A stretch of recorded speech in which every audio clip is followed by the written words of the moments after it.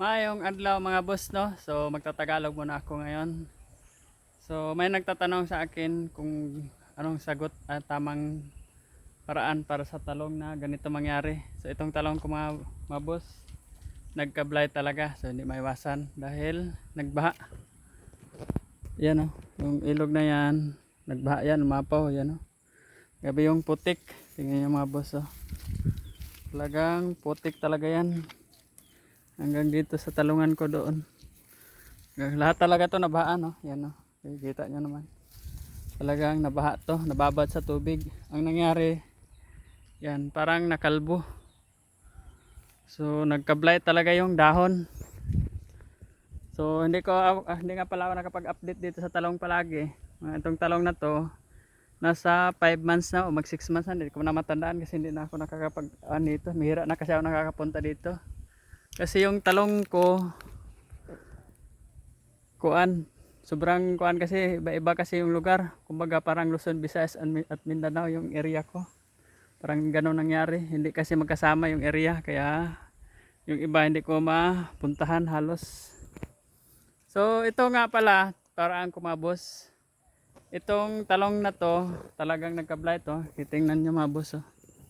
Ito yung karamihan problema sa mga nagtatalong.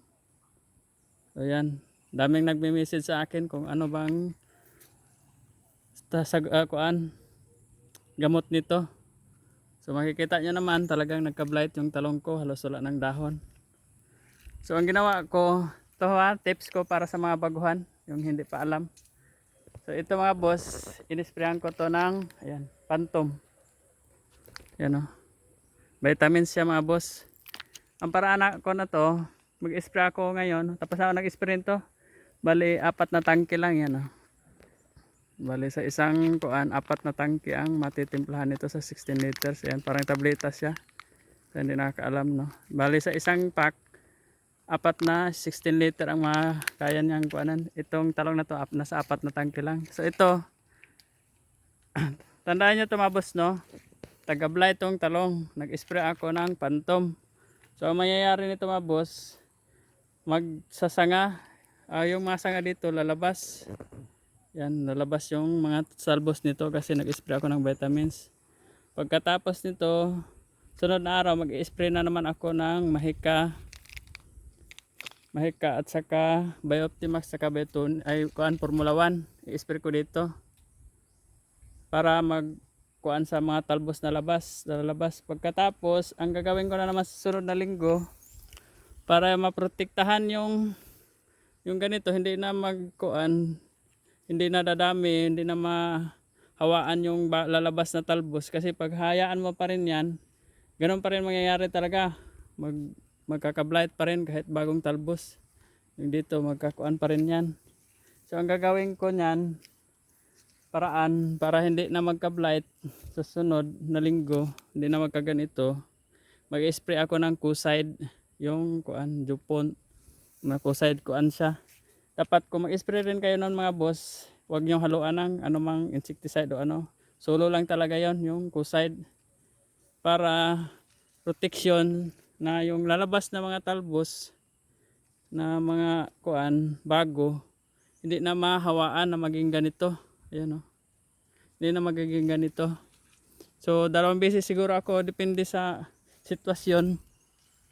Kung meron pa rin ganito, mga blight na to, so 2 beses ako mag-spray ng Kuside. Sa sunod na linggo pa kasi ang gagawin ko pa dito, sunod na araw mag-spray ako ng Mahika Formula 1 saka Bioptimax para makasuporta sa lalabas na talbos na maliliit sa bagong talbos nito kasi nag-spray na ako ng Phantom.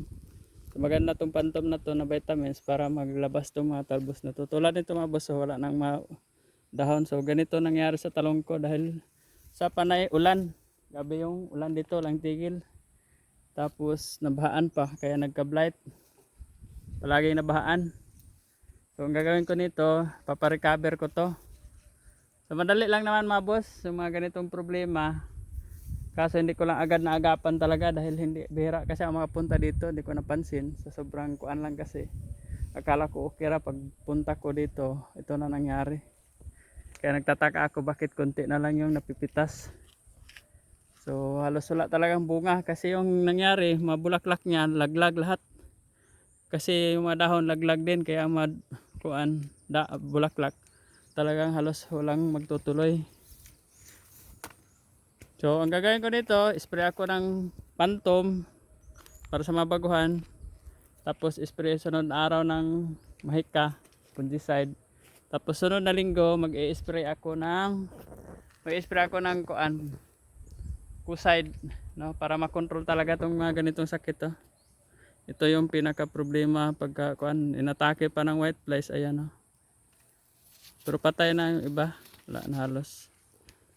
So dapat makontrol yan no. Mag-spray tayo ng Kucide para hindi na magkalat tong ganito. Talagang yun yung problema dahil nababad sila sa tubig. Yan o, putik-putik pa. Kaya nagka-blight, hindi inaasahan. So sana magka-recover agad. So update ko lang kayo mga boss sa sunod na linggo kung ano na itsura nitong talong na to. So tandaan nyo yan, yung puno na yan ay may saging. Yan. Dito rin ako magbibideo sunod na linggo para makita nyo kung anong resulta, kung ganito pa ba, halos na nilaw yung dahon, halos walang dahon. Ayan, makikita nyo yung talong ko talang tinamaan ng blight. So mag-update ako nito sunod na linggo, mga 10 days siguro bago ako mag-update kasi ang talong mga 2 weeks yan bago maka-recover, simula nang ipapaka-recover natin. So titingnan natin kung may pinag-iba ba sa gagawin natin, kung magbago ba no. So ayan, tandaan nyo yan kung ano itsura. So yan lang mga boss no, bibigay lang ako ng tips para sa mga baguhan. Pwede na rin naman gamitin yung spray Amistar, sobrang mahal lang yan. So ang gagamitin ko yung Kucide lang, nasa 500 yata mahigit yun ng isang pack. So sobra na yun para i-spray dito, kaya gagawin ko 2 beses ako mag-spray. 3 days lang interval, spray na naman para ma-control yung blight sa dahon. So yun lang, and God bless, more power sa ating mga farmers. Kahit mahirap, laban lang. God bless all.